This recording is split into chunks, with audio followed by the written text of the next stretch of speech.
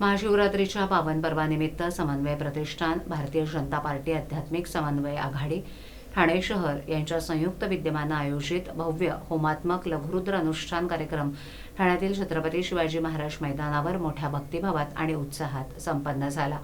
या अनुष्ठानाचं आयोजन कोकण पदवीधर मतदारसंघाचे आमदार तसंच समन्वय प्रतिष्ठान ठाणेचे अध्यक्ष ॲडव्होकेट निरंजन डावखरे यांच्या मार्गदर्शनाखाली करण्यात आलं।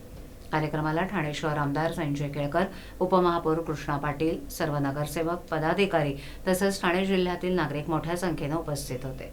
पुण्यातील केशव शंखनाद पथकाच्या मंगल शंखनादानं अनुष्ठानाची सुरुवात झाली। त्यानंतर 12 ज्योतिर्लिंगांपैकी एक असलेल्या उज्जैनच्या महाकालेश्वर मंदिरातून आणलेल्या पवित्र ज्योतीनं लघुरुद्र अनुष्ठानाचा प्रारंभ करण्यात आला।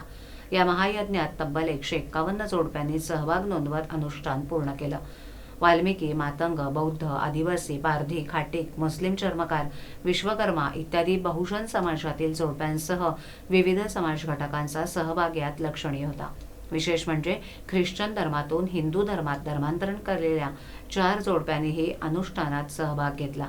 तसंच ओरिसा, आंध्र प्रदेश आणि केरळ राज्यांमधूनही भाविकांनी महायज्ञात सहभागी होत धार्मिक एकात्मतेचा संदेश दिला। विविध धर्म, समाज घटक आणि प्रांतातील नागरिक या अनुष्ठानासाठी ठाण्यात एकवटले, हे या कार्यक्रमाचं वैशिष्ट्य ठरलं। अनुष्ठानात सहभागी सर्व जोडप्यांचा सन्मान आमदार ॲडव्होकेट निरंजन डावखरे यांच्या हस्ते स्मृतिचिन्ह देऊन करण्यात आला।